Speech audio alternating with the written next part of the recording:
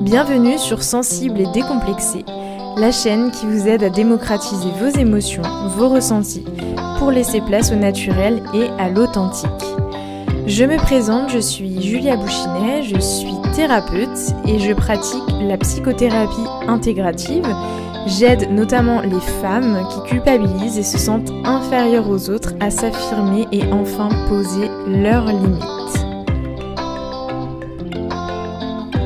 Aujourd'hui, nous continuons sur les témoignages puisque nous allons parler de la relation mère-fille toxique. Aujourd'hui, Noémie nous a fait l'honneur de nous parler de son histoire de vie et notamment de la relation à sa mère qui a été très compliquée pour elle depuis sa plus tendre enfance, entre rivalité, jalousie, mensonges, manipulation. Noémie nous raconte comment elle a réussi à créer une nouvelle relation beaucoup plus saine avec sa mère en posant ses limites. C'est extrêmement intéressant. Nous allons donc poser des questions à Noémie et écouter un petit peu son avis et son retour d'expérience. Aujourd'hui, je remercie Johanna qui m'a laissé le commentaire suivant. Nous avons traité plein de choses complètement diverses et variées avec Julia. Je me sens beaucoup plus capable d'affronter la vie. J'étais dans une spirale où je ressassais d'être pas bien. Je me complaisais dans cette spirale tout en me plaignant et en ne réussissant pas à en sortir. J'apprends un peu plus à m'accepter, plus de soulagement et de légèreté. J'ai moins le cœur lourd. Évolution positive dans la manière de communiquer, je suis plus indulgente avec moi-même et plus tolérante. Je recommande Julia car elle laisse le temps à l'évolution, elle s'engage pas à pas. Et tant qu'on n'aborde pas les sujets, elle ne les aborde pas non plus. Elle respecte ma personne, elle me valorise à juste titre, elle m'aide à prendre conscience de ma valeur. Je ne la remercierai jamais assez du travail qu'elle fait et de la bienveillance qu'elle a avec moi. Je ne me suis jamais sentie aussi bien depuis des années. Alors juste merci pour la justesse des mots et merci pour l'écoute, merci pour la compréhension et pour la validation. Allez-y les yeux fermés et laissez-vous le temps. Aujourd'hui, je vous recommande 3 ouvrages différents par rapport à l'éducation parentale notamment et aussi par rapport à... Alors, si vous vous placez dans la position plutôt d'une maman ou d'un papa par exemple, vous comprendrez plein de choses.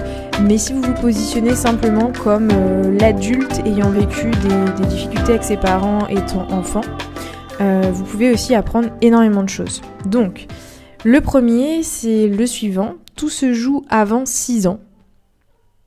Donc, c'est un docteur, Dodson, qui a écrit ce livre. Il vous parlera d'éducation. Petit tracas et gros soucis de 1 à 7 ans. Quoi dire, quoi faire, comment s'y prendre. Là, vous avez 2 auteurs différentes. Christine Brunet et Anne-Cécile Sarfati. Donc vous allez pouvoir comprendre un petit peu comment aborder peut-être les soucis de l'enfant ou comment comprendre quels soucis vous avez pu avoir étant enfant et quels ont été les besoins que vous aviez. Et pour terminer, le dernier s'appelle « Élever ses enfants sans élever la voix ». Voilà. Guide pratique de l'éducation bienveillante de Nathalie Bois-Grolier. Sachant que vous pouvez très bien avoir grandi dans une famille où la voix n'était pas élevée et pourtant où il y avait une forme de manipulation, de silence un peu sournois. Voilà, tout a toujours une explication, mais ça peut être très intéressant si vous avez envie d'en apprendre plus. Vous retrouvez les notes de ce podcast sur www.créertarealité.com, tout attaché et sans accent. Si vous en avez envie, vous pouvez réserver votre appel découverte de 30 minutes, comme ça on définira ensemble vos besoins et vos demandes.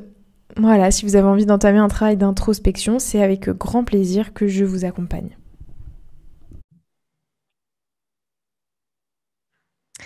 Donc bonjour à tous, bienvenue à cet épisode de podcast. Aujourd'hui, on va aborder le thème des relations toxiques et notamment des relations parents-enfants et plus particulièrement mère-fille toxique, une relation mère-fille toxique. On va s'appuyer sur le témoignage notamment de Noémie qui a accepté de nous partager son histoire. L'idée, c'est vraiment que vous puissiez comprendre ce qu'est une relation parent-enfant toxique et peut-être avoir des clés de compréhension par rapport à ce que vous pouvez vivre. Donc, Noémie, est-ce que tu peux, toi, te présenter un petit peu à nous? Et puis, on enchaînera sur peut-être les questions autour de ce que tu as vécu et ce que tu peux nous dire de ta vie. Ok. Bah, du coup, moi, c'est Noémie, j'ai 25 ans, et puis je suis de la région parisienne et j'ai effectivement vécu une relation très toxique avec ma mère depuis à peu près toujours. Aujourd'hui, ça va mieux, mais bon, voilà. Ok. Est-ce que toi, derrière ce terme de relation toxique, est-ce que tu peux nous dire ce qui caractérise selon toi une mère toxique? Euh, pour moi, la mère toxique, je prends l'exemple du coup de ma maman, où en fait, j'ai jamais ressenti de l'amour proprement parlé euh, chez elle, envers moi. Elle a toujours eu ce sentiment de jalousie, une profondeur de méchanceté quelque part aussi envers moi, toujours à essayer de rabaisser, d'interchanger les rôles. Euh, et vraiment, en fait, comme si il fallait qu'elle me fasse du mal pour qu'elle se sente bien. C'est vraiment l'exemple enfin, que je ressens. Ok. Est-ce que tu as peut-être des exemples par rapport à ça? Oui, c'est vrai que déjà souvent les repas de famille, ça se passe plutôt mal, très très régulièrement. Quand il y a un repas de famille et que quand on me pose certaines questions, souvent on en vient un peu au conflit mère-fille. Ça revient sans cesse à table et que à chaque fois c'est moi la méchante, c'est moi qui lui fait du mal et elle se met sans arrêt en position de victime et en fait elle retourne on va dire toute ma famille contre moi pour se sentir appuyée alors qu'au final c'est elle qui me fait du mal et c'est elle qui est finalement le bourreau dans l'histoire et non moi. Donc c'est vrai que les repas de famille aujourd'hui, bah, je refuse du coup d'en faire parce que je sais pertinemment comment ça va se terminer. À côté de ça, c'est vrai que elle s'est enfin, assez fortement introduite dans mon intimité. J'avais plus du tout d'intimité. Avoir cette obsession envers moi de savoir ce que je fais, où je vais, avec qui je parle, surtout envers les garçons. Elle voulait absolument que j'ai quelqu'un dans ma vie, que j'ai un petit ami. Elle me piquait mon téléphone la nuit pour écrire à des garçons. Euh, elle se faisait passer pour moi et à chaque fois, tous les jours, enfin, rabâchait sans cesse pourquoi j'étais toute seule, à penser que j'étais même homosexuelle parce que j'avais pas de petite amie et que c'était pas normal. Donc ça, je l'ai très très mal vécu aussi. Je pense que la plus douloureuse partie dans ma vie, ça a été de quand j'ai subi une agression sexuelle et que au final, elle ne m'a pas du tout épaulée, au contraire, complètement minimiser l'acte en lui-même et dire que ce n'était pas un viol, mais que c'était simplement une relation brutale. Donc je me suis sentie bah, complètement incomprise et encore plus brisée qu'autre chose. Et forcément, bah, quand j'ai traversé d'autres épreuves, je ne pouvais pas lui en parler parce qu'elle minimisait en fait à chaque fois tout. Quand j'ai une relation très toxique avec mon ancien petit ami, je ne pouvais pas lui confier quoi que ce soit parce que elle était elle-même en conflit avec lui. Donc c'était vraiment compliqué. J'étais vraiment seule et je me faisais tirer dans tous les sens. Donc ouais, c'était très dur. Oui, c'est ça Voilà. qu'on ressent, c'est cette solitude bah, que vous soyez dans les repas de famille incomprise, voire dénigrée, voire même pointée du doigt, humiliée, Ouais. ou ces moments d'impuissance. Parce que le poids d'une mère sur une famille, la parole d'une mère est vraiment importante. Alors comment est-ce que tu as fait dans ces moments-là où tu étais prise à partie? Comment tu gérais ça? Euh, Bah, je t'avoue que ça a été très compliqué pour moi. J'arrivais pas du tout à gérer. Je vais pas le cacher, hein. Souvent, la plupart du temps, soit ça partait vraiment en conflit, soit bah, je quittais la table lors des repas de famille complètement en larmes parce que personne ne me comprenait. Donc, je préférais me recroqueviller sur moi-même.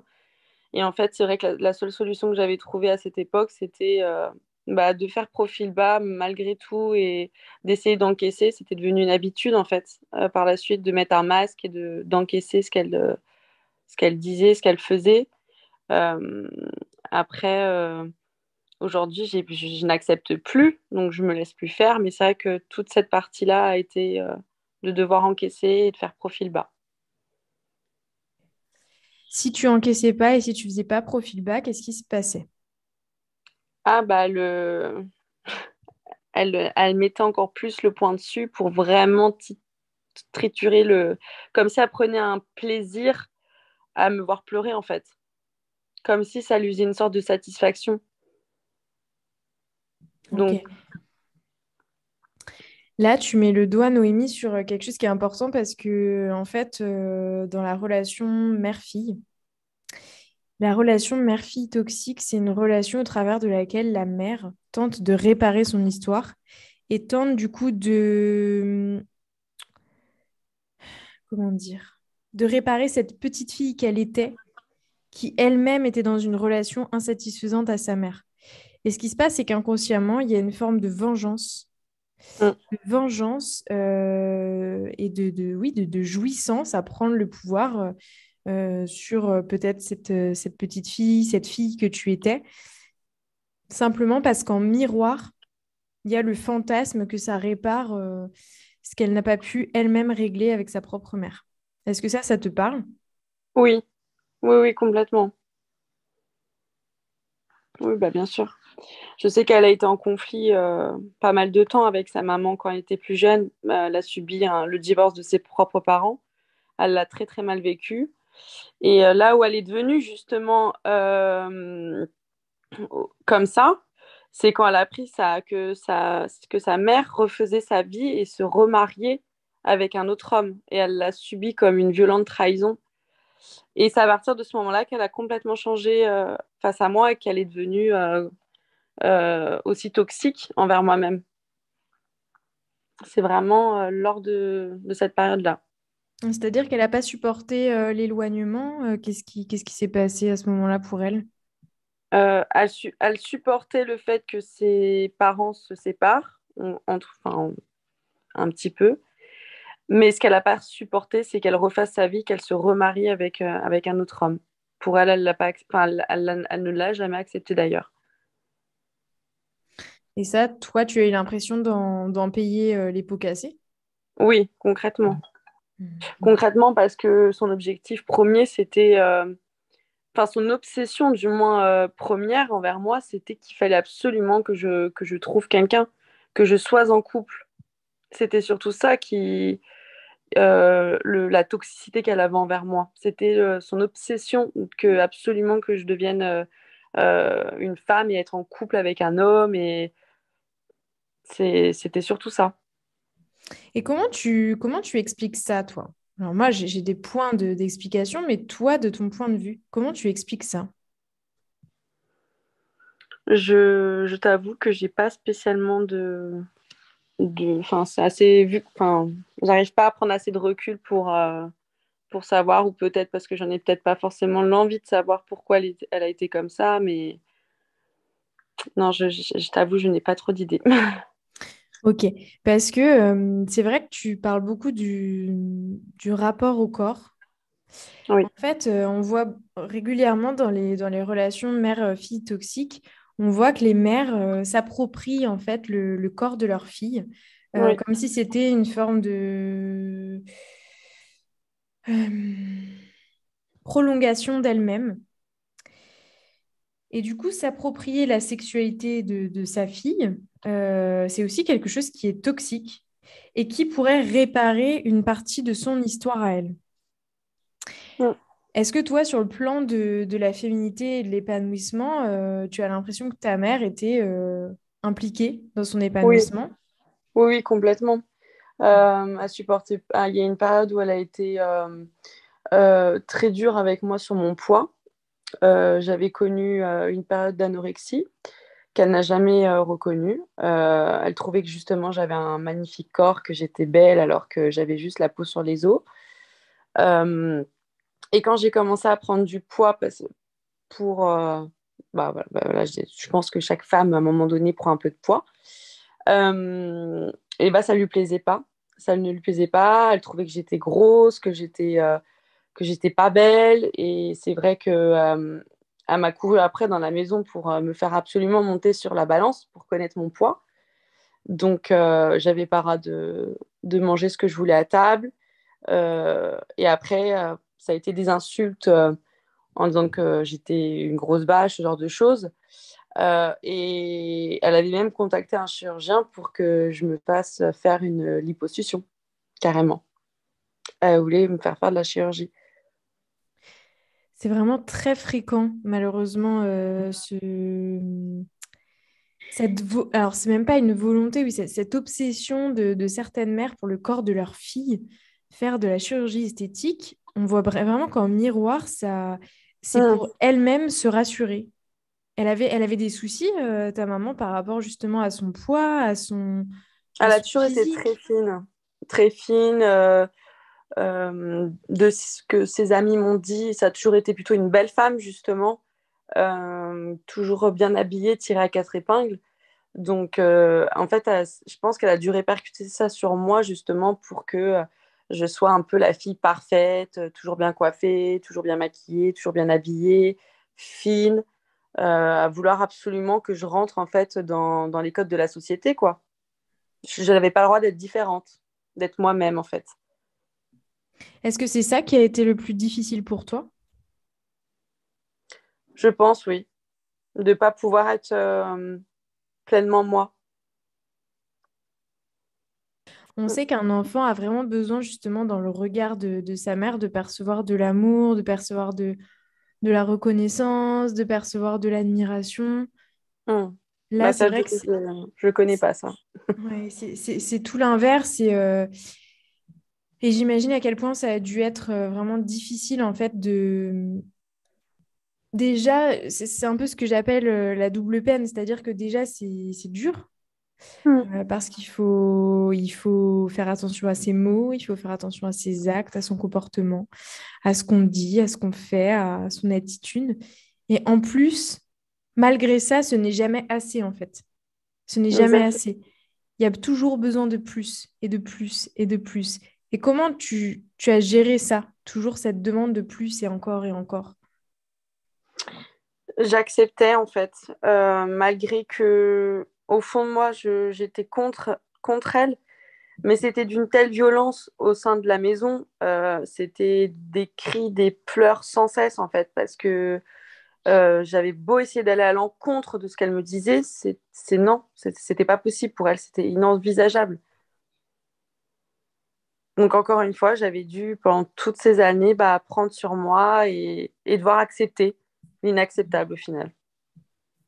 C'est-à-dire accepter la violence quotidienne, l'humiliation, les paroles blessantes. C'était ça ton quotidien? Ouais, parce que dès que je rétorquais, j'étais la pire des filles, c'était moi qui la brisais, c'était elle qui se positionnait toujours en victime. Donc pour éviter que j'ai mes oncles ou mes tantes ou autres qui m'appellent et justement euh, me disent que je suis quelqu'un de mauvais et de méchant, que je suis en train de bousiller ma mère, alors que au final, c'est elle qui est en train de me tuer à petit feu. Mais ça, personne ne pouvait l'entendre parce qu'elle disait complètement le contraire. Et il n'y a personne, Noémie, qui a vu ta détresse, qui a perçu ta... Non, aucune. Pas une seule personne, même dans ta famille, dans tes Non. amis, à l'école. Alors mes amis, si. Mais bon, c'est compliqué en tant qu'amie, aller voir la maman de son ami en disant oh attention. Non, donc forcément, bah. Puis bon après je suis quelqu'un où je montre pas du coup justement ce que je ressens et si j'ai envie de que personne ne voit ce que je ressens, personne ne verra ce que je ressens. Donc pour éviter de parler de choses douloureuses, que les gens remarquent que je ne vais pas bien, j'ai pris une habitude de rien laisser paraître. C'est moins difficile de rien laisser paraître que de tenter de laisser paraître en ouvrant une porte, en ouvrant la porte de OK, si je laisse paraître, c'est possible on me casse ça en fait. On me casse le peu d'émotions que je montre. C'est ça, bah, exactement, c'est exactement ça. Les peu de fois que j'ai réussi à essayer de me faire entendre, notamment dans les repas de famille, j'arrivais jamais à me faire entendre. Jamais. Me faire entendre. Ça aurait ressemblé à quoi pour toi de te faire entendre? Bah, au moins qu'on arrive à comprendre, prendre conscience. Je demandais pas à ce que on me prenne sous son aile ou ce genre de choses, loin de là. Ou justement qu'on ait pitié de moi, encore moins. Mais j'essayais justement en me disant que si j'arrivais à parler, exprimer mes sentiments, mes émotions, etc., que ça allait cesser, mais ça ne marchait pas parce que c'était toujours des cris, des pleurs, des reproches. Enfin, c'était jamais, ça n'arrivait jamais au but où je voulais moi atteindre. Et quelque chose finalement d'assez dramatique en fait, hein. Oui, ne pas réussir à se faire entendre, c'est vraiment très très dur. Je me souviens au début quand on s'est rencontrés, tu m'as dit voilà sur quoi j'aimerais Mm, travailler, je dois qualifier ma mère, donc son omniprésence, son étouffement, son obsession, à ce que mm, je sois en couple, l'absence de son rôle de mère, son indifférence face aux accidents et aux maladies. ouais, J'en ai marre de me faire culpabiliser de mon comportement. Qu'est-ce que ça t'évoque là aujourd'hui? Parce que ça fait déjà un petit moment, hein. ouais. Bah, aujourd'hui, c'est différent parce que la relation a complètement changé, même si aujourd'hui, on retrouve quand même des choses, justement, si il m'arrive des problèmes de santé ou autres, notamment quand j'ai subi une grosse dépression. Elle ne l'a toujours pas accepté. Pour elle, j'ai jamais été malheureuse. Et donc, on retrouve encore aujourd'hui ce déni qu'elle peut avoir. Mais c'est pas pour autant que même si ma relation aujourd'hui s'est améliorée, je ne vois toujours pas d'amour dans ses yeux, du moins. Et elle ne le montre toujours pas. D'accord. Et qu'est-ce que tu entends quand tu dis ça s'est amélioré? Qu'est-ce que ça a changé pour toi en fait? Bah déjà, elle a plus le pouvoir de s'introduire dans ma vie personnelle. Je ne lui laisse plus la possibilité de m'atteindre et de s'introduire, du moins. Donc, et aujourd'hui, j'ai vraiment dit stop. Stop. Si je n'ai pas envie de te dire quoi que ce soit, bah, je ne te le dirai pas. J'ai dit que maintenant j'étais grande et que en fait j'ai réussi vraiment à retourner la tendance entre guillemets et j'ai réussi à me faire comprendre auprès de mes proches aujourd'hui. Ils ont compris. D'ailleurs, ils se sont sentis très mal à l'aise justement parce qu'ils n'ont pas vu ce malheur, ce mal-être en moi. Euh, et c'est vrai que bah aujourd'hui, elle n'a plus du tout d'impact sur moi, plus du tout. Donc du coup, vu qu'elle s'est rendue compte de ça, elle ne m'embête plus. Ok, ok. Il y avait quelque chose chez toi avant qui voulait pas lâcher ton attitude, ton comportement ou ta position par rapport à elle? Ou est-ce que justement tu avais l'impression que face à elle, tu étais obligé de lâcher et que tu n'avais pas le choix? Ah, j'étais complètement obligée de lâcher et j'avais aucune force face à elle, aucun poids. Aucun poids. C'est comme si au travers de son oppression, son obsession pour toi, justement, elle enlevait ce poids. Alors, soit ce poids, il était trop faible quand tu disais j'étais devenue, bah, j'avais la peau sur les os, Et quand tu as pris du poids, justement, est-ce que véritablement tu as pris du poids par rapport à elle, c'est-à-dire de la force? Bah, c'est vrai que non, ça a été bien après que j'ai réussi justement à prendre de la force parce que même quand j'avais pris un peu de poids, j'étais encore complètement vulnérable face à elle. Vulnérable. Même ma prise de poids réelle n'avait pas d'incidence sur ma prise de force par la suite face à elle. Hmm. Finalement, aujourd'hui, le fait qu'elle ne puisse plus intruser ta vie, Mhm. est-ce que ça te donne de la force par rapport à elle? Complètement. Quelque part, j'ai le sentiment d'avoir gagné. Gagné parce que ma vie était un peu en jeu sur la sellette. J'arrivais plus du tout à supporter la méchanceté, j'arrivais plus à supporter tout ça. Donc oui, quelque part, c'est une petite victoire personnelle et de me dire qu'il n'y a plus ce combat, que c'est terminé, que chacune a pu retrouver sa place. Donc oui, aujourd'hui, c'est vrai que c'est beaucoup mieux comme ça. Hmm. Ce qui est impressionnant, c'est que quand tu en parlais, tu disais aussi que, plutôt par écrit, tu disais aussi que dans tes groupes d'amis, quand tu faisais des soirées ou quand tu étais avec tes amis, que ce soit filles ou garçons, elle avait besoin d'être là, d'être présente, d'être Oui. reconnue. Comment tu vivais ça, toi? Alors au début, je pensais que c'était normal, concrètement. Et par la suite, j'ai eu pas une forme de jalousie, mais c'était bizarre parce que tous mes amis, en fait, adoraient ma mère. Elle avait même pas le rôle de mère, c'était la copine, en fait, de tout le monde. Alors oui, forcément, les autres, ils ont vu un avantage là-dessus. Mais c'est vrai que quand elle était là en soirée, j'existais plus, en fait, concrètement, parce qu'elle s'accaparait, elle prenait ma place. Euh, et du coup, bah, en fait, c'était plutôt elle qui faisait la soirée avec mes potes que moi, je faisais ma soirée avec mes amis, en fait. Waouh. Du coup, forcément, quand elle était là, il y avait quelque chose en toi qui se mettait de côté ou est-ce que tu arrivais à garder ta place, justement? Euh, J'arrivais à garder ma place, on va dire, dans les débuts de soirée, mais après, en fait, ça prenait le dessus. Et du coup, j'avais plus ma place. Est-ce que tes amis, ça, le percevaient? Je sais pas. Je sais pas. Parce qu'en fait, quand j'écoute ton histoire, je pense beaucoup à la reconnaissance, en fait. Et je me dis, est-ce que réellement, tu as eu le droit à cette reconnaissance, toi, dans ta vie, ou vraiment, pour toi, c'était... Est-ce que tu avais la reconnaissance de ta souffrance? Et si oui, à quel moment tu l'as reçue? Ou est-ce que vraiment c'était un parcours de solitude extrême, en fait?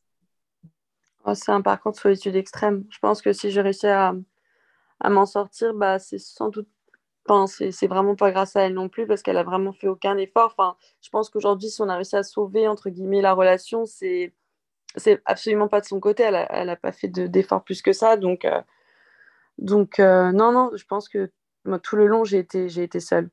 Dans mes combats personnels, face à tout ça, les maladies, tout, etc. J'ai toujours été toute seule. J'ai, j'ai pris une habitude d'être seule. Aujourd'hui, quel est ton rapport à la solitude? Euh, Bah, avant, ça a été compliqué. C'était compliqué d'accepter la solitude. Et un jour, j'ai eu un déclic et je me suis dit, en fait, tu peux te suffire à toi-même, tu peux t'aimer toi-même, tu peux accepter d'être seule. Et justement, en étant seule, déjà, il fallait que je me reconstruise. Donc, ça se fait toute seule et pas avec quelqu'un d'autre ou n'importe. Et aujourd'hui, je suis bien toute seule. Je me suffis moi-même, j'ai mon petit appartement, je le vis bien. Ok. On voit en fait que finalement tu as été tellement habitué à ça qu'il y a quelque chose en toi qui a trouvé de la satisfaction, peut-être dans le silence, peut-être dans le rien, dans la Oui, complètement, tranquillité. complètement. C'est d'ailleurs assez compliqué. Je peux avoir des moments justement où j'aime tellement ma solitude que j'en deviens limite associable. Ou par moments, je peux être pendant très longtemps où je ne veux pas sortir. Si je peux éviter d'aller en soirée, j'évite d'aller en soirée. Euh, j'ai des moments effectivement dans ma vie où c'est compliqué de me faire sortir, justement, parce que Est-ce que j'aime bien tu ma solitude. repères quels sont ces moments? Non, c'est un peu aléatoire. Ok. Mais il y a des moments où je ressens le besoin absolument de me replier sur moi-même et de me retirer. Ok. Ok, est-ce que tu pourrais nous dire, selon toi, comment il serait intéressant de se comporter avec une mère, par exemple, qui peut être analysée comme toxique, ou en tout cas avec des parts toxiques? Qu'est-ce que tu conseillerais à quelqu'un par rapport à un comportement à adopter? Oh, c'est compliqué comme question là. Euh, Après, tout dépend de la personne et de sa force. Je pense pas avoir été un bon exemple à donner du moins face à une mère toxique. J'espère qu'en tout cas, les personnes qui se retrouvent face à ça bah, trouvent justement cette force de tout de suite essayer de crever l'abcès et d'être pas forcément dans la confrontation, mais très vite montrer qu'il faut s'assumer et de dire stop justement face à cette toxicité, chose que j'ai pas réussi à faire. Moi, au contraire, justement, je me suis laissée malmener pendant plusieurs années et c'est pas le but, justement. Euh, je pense que justement, il faut réussir à trouver cette force et prendre le devant et ne pas lâcher justement de dire stop au bon moment. Ouais, parce que c'est vrai que, par exemple, des jeunes filles qui peuvent être en relation avec leur mère et sentir qu'il y a quelque chose qui ne va pas, mais ne pas réussir ni à déceler quoi, ni à dire stop, je me mets à leur place, ça doit être extrêmement difficile.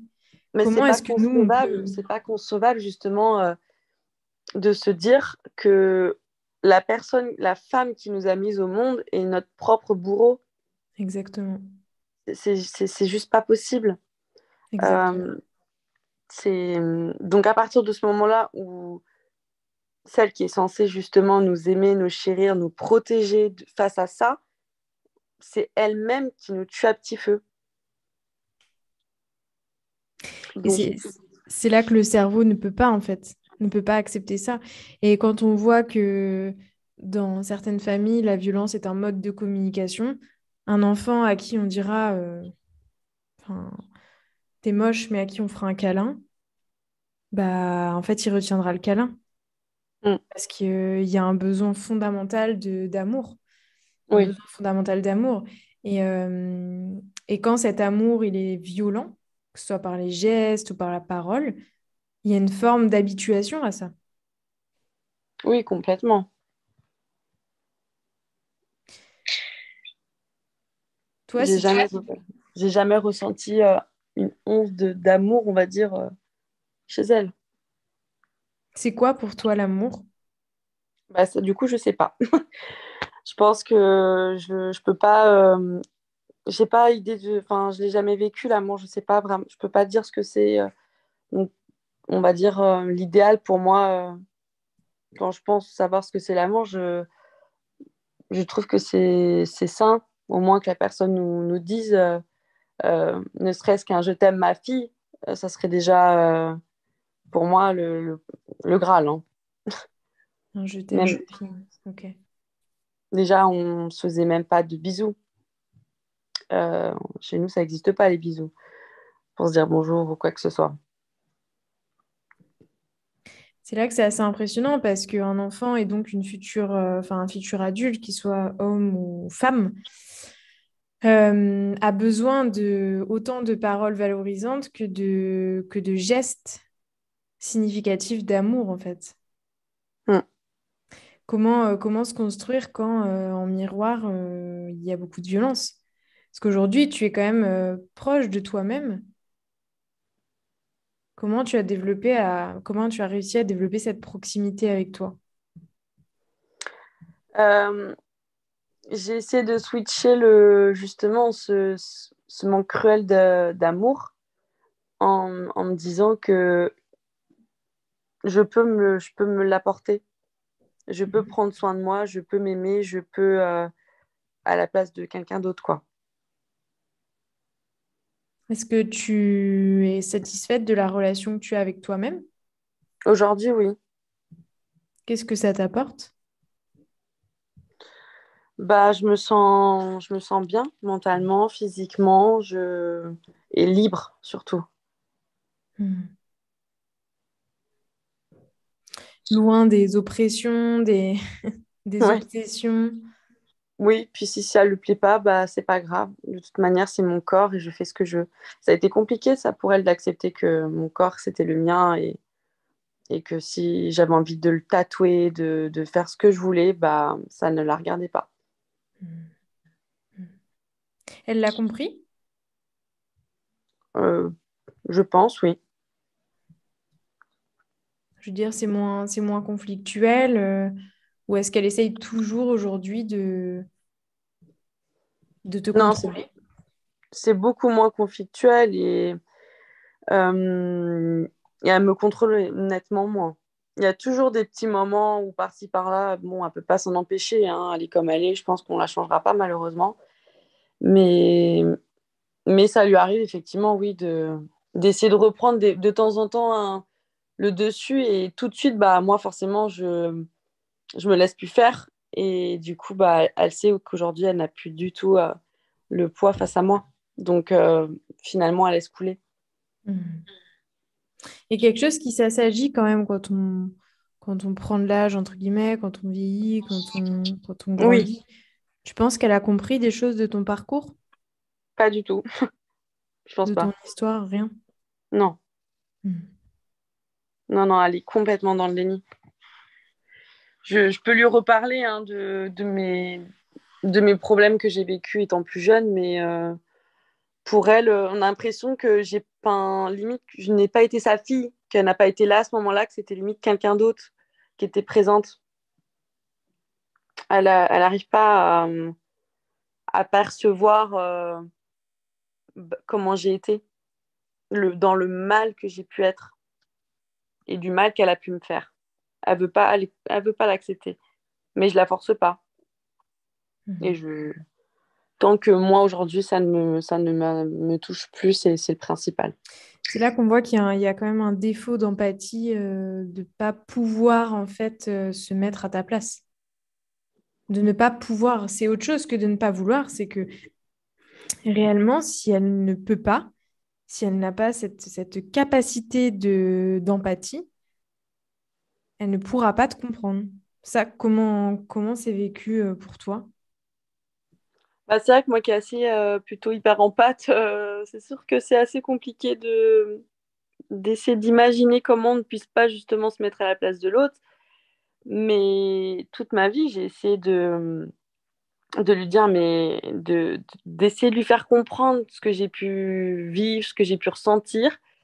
Mais quand je vois comment elle est, franchement, aujourd'hui, je préfère même pas en reparler parce que je sais très bien que ce sera toujours pareil. Donc, à part relancer des sujets douloureux et de voir que son comportement n'a toujours pas changé c'est pas, je préfère rien dire. Hein. Mm.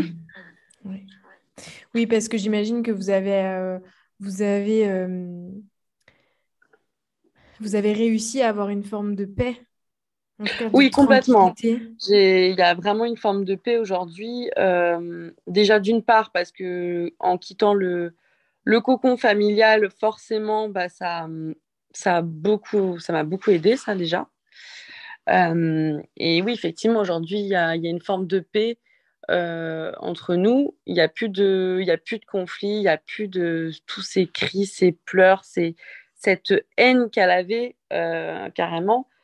Donc, euh, donc non, franchement, c'est plutôt par rapport à toute la relation que j'ai vécue avec elle depuis le départ, je trouve pour l'instant que c'est plutôt très bien, même si on n'est pas encore, on a encore du chemin à faire, c'est déjà énorme que ce Mm. soit la paix dans la maison. Bah, c'est un beau modèle d'espoir pour les personnes quand même qui vivent peut-être une relation terrible à leur mère et qui se disent, OK, est-ce que je dois couper les liens? Qu'est-ce que je dois faire?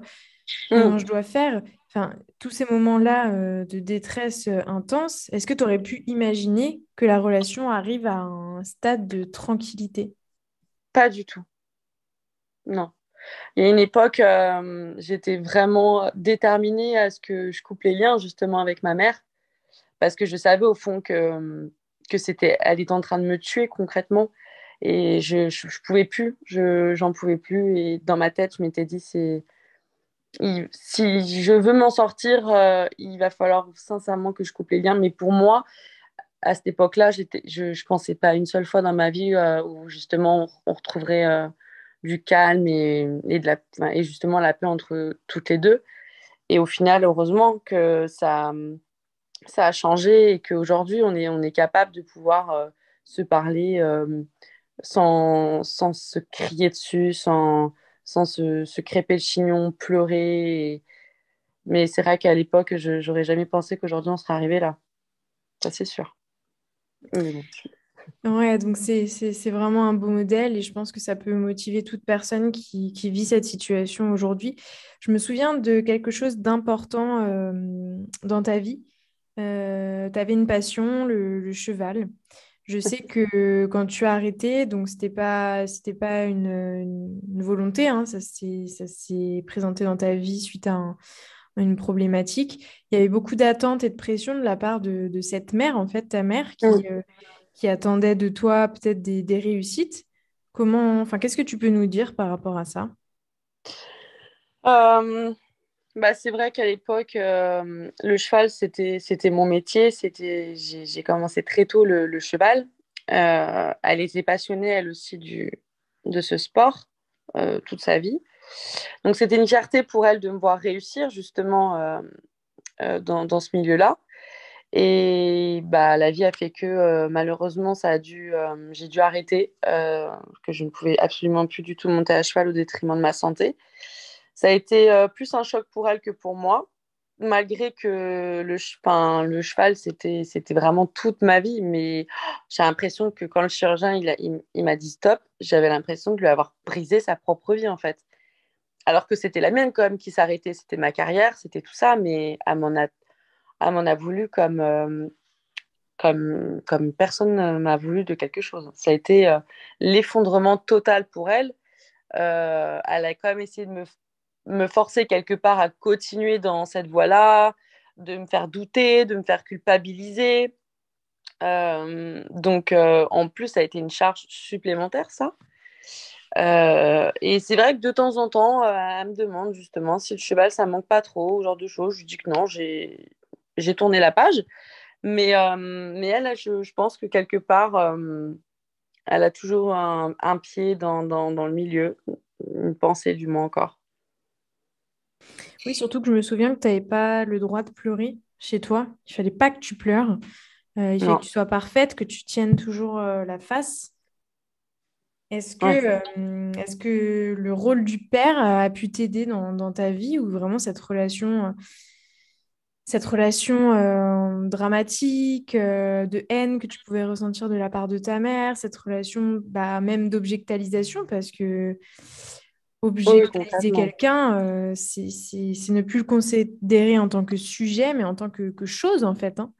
Est-ce que ton père s'est mis entre vous parfois? Comment... Bah, du coup, pas du tout. Mon père, il a été absent tout le long de ma jeunesse et mon adolescence. C'est quelqu'un qui ne vit que par son travail, qui est très, très passionné dans son boulot. Donc, il part le matin à 6 heures et il rentre le soir très tard, pas avant 20 heures. Donc, concrètement, je ne l'ai pas beaucoup vu. Et il était plutôt assez agacé justement des conflits entre ma mère et moi. Lui, ce qu'il voulait, c'était rentrer le soir et être au calme après des grosses journées de travail. Donc non, concrètement, il s'est jamais immiscé entre elle et moi. Il était absent en fait quand il essayait du moins, enfin quand ma mère essayait un peu de se l'accaparer, il voulait pas non plus parce que il avait pas envie encore plus de remue. Et puis malheureusement, j'étais pas très proche de mon père non plus, donc j'avais pas Enfin, j'avais pas l'impression non plus que c'était mon père non plus, parce que je le voyais tellement pas que je me voyais pas aller le voir et lui dire papa aide-moi, parce que je savais très bien que il allait pas m'aider, hein. Donc encore une fois, bah je me mangeais un mur. C'est ça qui est assez impressionnant, c'est que finalement, personne ne se soit entravé à ça. Et peut-être que la violence dans ta famille était une forme de normalité, que tes parents avaient vécu ça aussi. Alors bien sûr, ça excuse pas hein, Oui, du tout, oui. mais par contre, ça explique. Ça explique. Et c'est sûr que pour créer un nouveau référentiel, bah, il faut du temps. Il faut du temps, il faut bien sûr travailler sur soi, comprendre, se créer des idéaux ou en tout cas des idées de ce qu'est l'amour, de ce qu'est une relation saine, de ce qu'on a le droit ou non de faire quand on a un enfant. Euh, voilà, tu m'avais dit, voilà, je suis toujours obligée de ravaler ma salive et même si c'est pas vrai, je dois admettre que je suis fautive et m'excuser. Ouais. Et là, tu passes de ça comme modèle à aujourd'hui des relations même professionnelles que tu sais recadrer. Hmm. Le gap, il est énorme quand même. Oui, puis c'est surtout que mon père, complètement absent toute ma vie, pas du tout démonstratif, très silencieux, très. Lui, c'était vraiment par son absence et son silence. Aujourd'hui, on est complètement inséparables. Il est même démonstratif envers moi. Lui, par contre, il va plus aujourd'hui me montrer du moins son amour, alors que c'est quelqu'un de très pudique. Aujourd'hui, avec ma mère, ça va beaucoup mieux aussi. On a des fois des petits échanges de bises, d'affection. C'est très, très rare, mais ça nous arrive. Mais oui, de passer effectivement du coq à l'âne pour le coup, c'est limite pas croyable, quoi. Et comment ça s'explique ça? Bah, je pense qu'il y a le fait déjà que je sois partie, ça a permis déjà de calmer les tensions, qu'on ne soit plus justement sans cesse dans cette routine de violence. Et il y a eu aussi la thérapie, le travail que j'ai fait sur moi avec toi, justement, qui a permis d'aider à tout ça. Est-ce que tu as déjà pu lui exprimer à ton père ce que tu as ressenti? Pas directement, mais il était à côté lors d'un repas de famille où effectivement je me suis effondrée et en pleurant justement j'ai dit que je manquais cruellement d'amour et que toute ma vie j'ai jamais ressenti l'amour de mes parents et que c'était très dur justement. Malgré qu'on m'a quand même pointé du doigt en disant tu ne peux pas dire ça, Noémie, oh là là, t'as toujours été une fille chérie, pourri gâtée. Et je dis oui, oui, oui, c'est sûr, j'ai jamais manqué de rien par mes parents financièrement. Mais l'argent, concrètement, je m'en fiche un peu, c'est matériel, c'est pas, il n'y a rien de sentimental là-dedans. Donc, et à partir de ce moment-là, quand il a compris à quel point j'étais malheureuse de ça, ça a dû lui faire un gros déclic, je pense. Et de là, il a dû prendre conscience de son comportement. Ok, lui ne met pas les mots dessus, mais toi, tu l'as perçu comme ça. Oui, Hmm. Ok, ok, c'est intéressant. Je me souviens que tu disais, on avait fait un exercice, je crois, de la lettre, oui, lettre à ta mère qui t'a beaucoup libérée. oui, On avait fait tout un protocole ensuite pour travailler sur la lettre. Et je me souviens que tu voulais encore préserver ta mère, qu'il y avait quelque chose encore de l'ordre de il faut que je la préserve parce qu'elle n'a pas pu, elle n'a pas su. Est-ce que tu penses que ça peut être un élément important dans les relations mère-fille toxiques, que la fille ait envie de sauver sa mère, de la préserver, de la protéger? oui, parce que la mère toxique, elle automatiquement va se mettre en position de victime. Automatiquement, elle va vouloir, enfin, du moins chez moi, d'interchanger les rôles. Très petite, j'ai dû avoir le rôle de mère et elle a toujours été une femme enfant. Donc oui, forcément, j'ai dû développer justement ce côté à vouloir la protéger, la préserver, de minimiser les choses pour pas la blesser. Or, ça aurait dû être l'inverse du coup. Mais effectivement, de nombreuses années, ça a été comme ça. C'était plutôt moi qui avais le rôle de la mère et elle le rôle de la fille. Oui, puis ce qui est terrible pour un enfant, c'est que dans tous les cas, lui, il doit être aimé. Donc, coûte que coûte, il n'a pas le choix. Il faut qu'il soit aimé pour sa survie. Et on voit bien que dans une relation mère-enfant, l'enfant, du coup, ne peut pas exprimer son agressivité. Mm, Parce que s'il exprime son agressivité, il remet en cause la relation à sa mère et donc sa survie. C'est mm. ça qui est pas évident, c'est qu'à un moment donné, les émotions peuvent être complètement contenues. Et ça m'amène à une question, quel est ton rapport aujourd'hui aux émotions, en fait?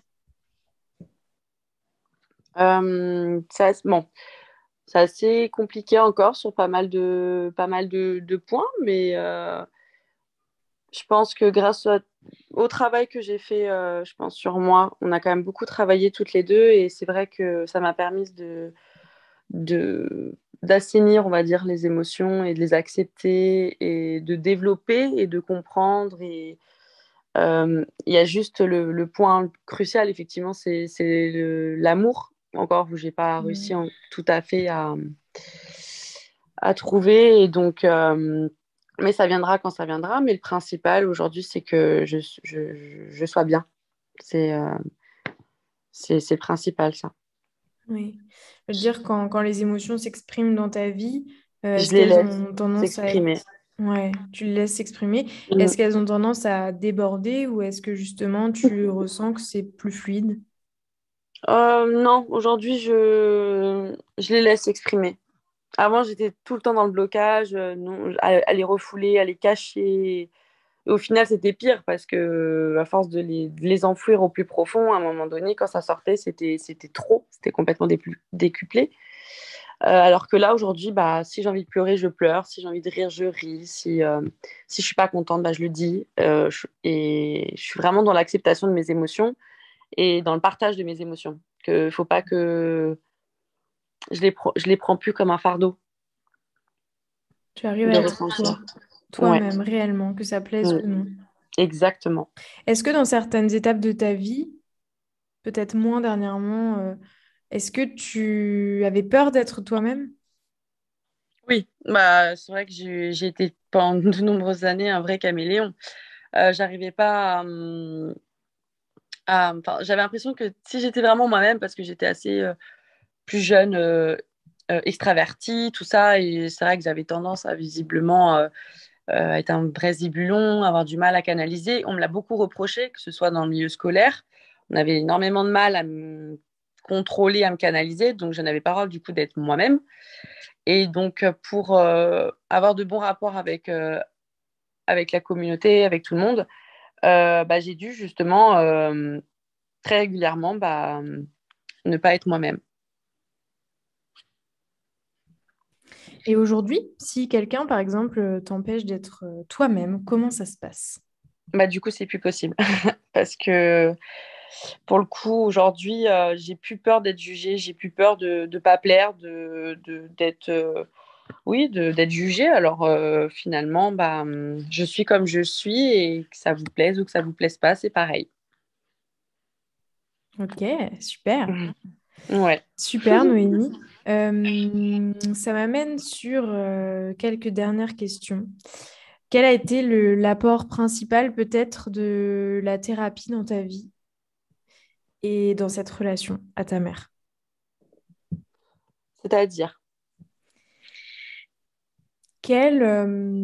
L'apport principal, ça veut dire peut-être quel est le bénéfice le plus important que la thérapie t'a apporté?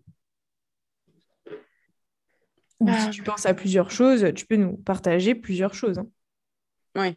Bah, c'est vrai que la thérapie a été bénéfique dans pas que la relation avec ma mère, dans le travail, avec mon papa, avec tout ça. Et c'est vrai que sans ça, je pense pas que j'aurais pu m'en sortir. Ça a vraiment été pour moi un, un moyen d'être sauvée. C'est-à-dire, tu as l'impression d'être passé de quelle Noémie à quelle Noémie?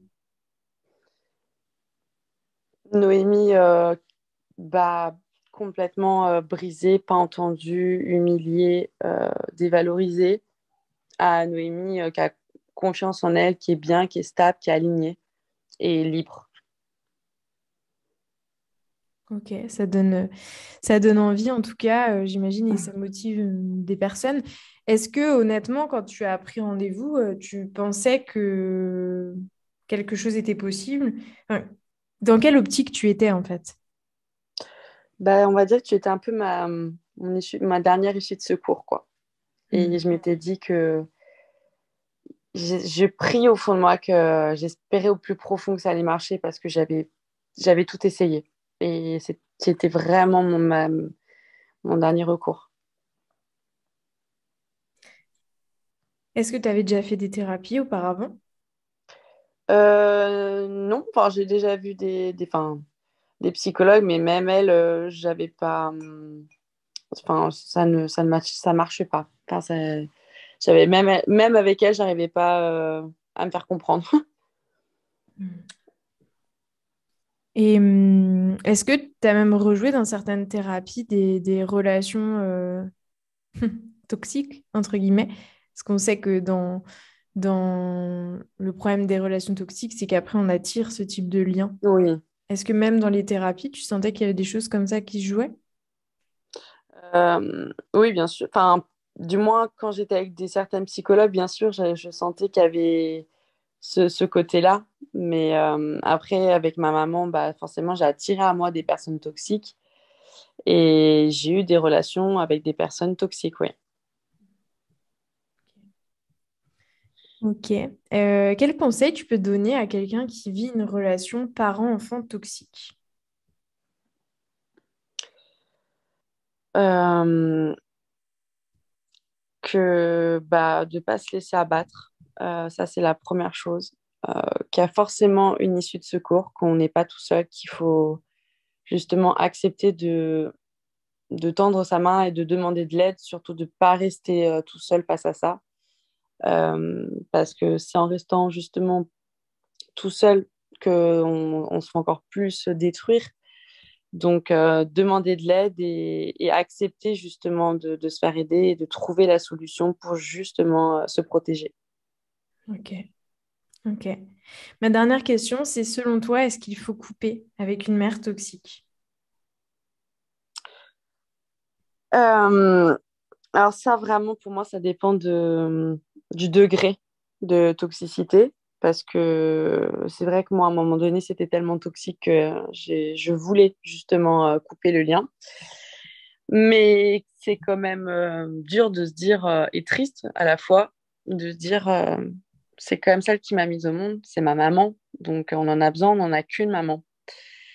Et donc c'est là où justement c'est compliqué. Mais pour moi, je pense que si on atteint un stade de non-retour et que la vie de la personne est en jeu, oui, pour moi, il faut couper. Mhm. Euh, Là, oui, effectivement, il faut couper. Est-ce qu'il y a quelque chose que tu auras envie de dire justement à des personnes qui peuvent nous écouter et qui ont vécu comme toi ou qui vivent comme toi des douleurs dans leur relation à leur mère? Bah, je m'excuse bah, pour tout le monde en fait, parce que je trouve ça triste qu'on ait à vivre ça, qu'on malheureusement ne devrait pas vivre ça, que je pense qu'on est malheureusement nombreux et que bah, faut trouver justement la solution pour s'en échapper ou alors justement dénouer cet énorme sac de nœuds et de retrouver la paix. Mais soit on arrive à trouver la paix avec sa maman, soit on trouve de la paix ailleurs. Mais en tout cas, il faudra faire un travail pour éviter de continuer à être dans cette relation toxique qui ne mènera à rien malheureusement. Ok. Ok, j'aimerais peut-être lire des extraits que tu m'as écrits par rapport à Oui, la relation à ta mère. Est-ce que tu es d'accord? bien sûr. Ok. Tu avais dit, moi, dans mon cas, j'ai failli le faire, donc j'ai failli couper, mais je ne l'ai Oui. pas fait parce que ça reste ma mère. C'est la femme qui m'a mise au monde. mais prendre du recul sur la situation, travailler dessus comme on l'a fait ensemble pour améliorer la relation, je dis oui. Pour moi, une mère toxique, c'est ma mère, c'est-à-dire quelqu'un de très envahissant qui se nourrit de moi, qui viole mon intimité sans scrupule. Par exemple, elle peut rentrer dans ma chambre la nuit pour voler mon téléphone, écrire des messages à des hommes en se faisant passer pour moi. Elle est aussi capable de me briser pour se sentir bien, mais elle sait se faire passer pour la victime auprès des proches pour avoir du soutien et que la version ne soit pas entendue. Mais le plus douloureux, je trouve que c'est son obsession envers moi. Aujourd'hui, elle me demande encore si j'ai rencontré quelqu'un, quand je vais être en couple, mais ça va mieux quand même. J'ai réussi à prendre beaucoup de recul face à ça et que ça ne me détruise plus. Elle m'a énormément objectalisée, à contrôler mon poids, mon physique, ma façon de m'habiller. Elle voulait me faire faire de la chirurgie esthétique pour que je perde du poids. Quand je fais de jolies photos, elle me montre à tout le monde comme si je suis un trophée. À des repas de famille, elle pouvait minimiser totalement mon mal-être et se positionner en victime et je me sentais incomprise par tout le monde comme si c'était moi la bête noire. Elle a fait passer mon viol pour juste c'était rien, une relation sexuelle un peu brutale. Il faut pas dire que c'est un viol, Noémie, tu ne t'es jamais fait violer, c'est n'importe quoi. Voilà, est-ce que ça génère des émotions en toi Ouais, d'entendre ce passage? ouais, complètement, ouais. Est-ce que tu veux rajouter quelque chose? Non, non, ça va. Je pense que, je pense que ouais, tout est dit. Je crois que là, oui, on a des points quand même qui sont assez symboliques, c'est-à-dire l'objectalisation, la culpabilisation, la victimisation.